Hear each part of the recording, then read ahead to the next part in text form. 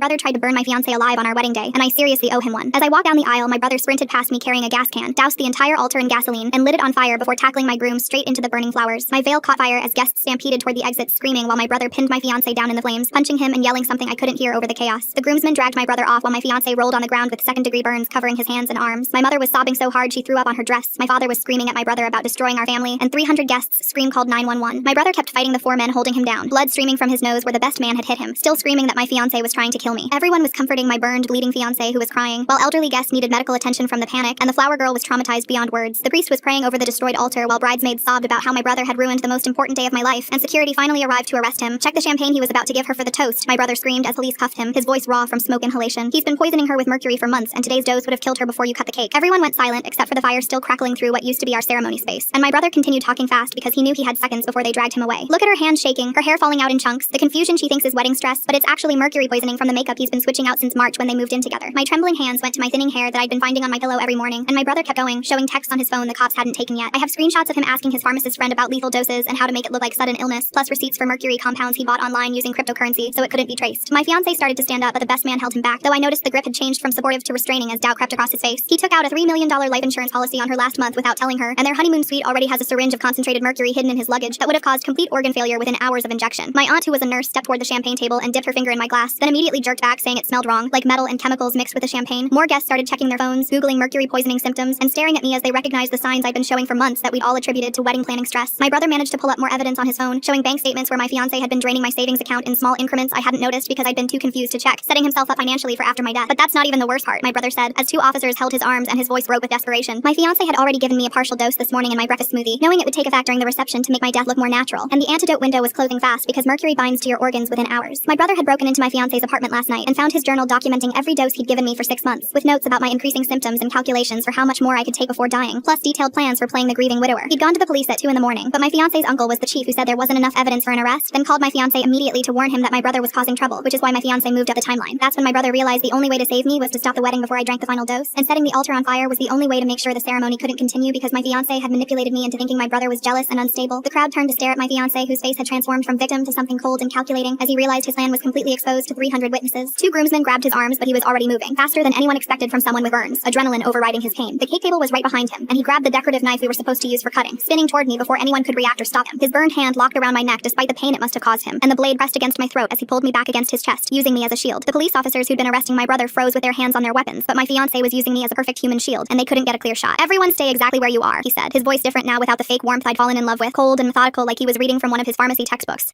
"Or I'll finish what I started right here in front of everyone." Full story on the channel below.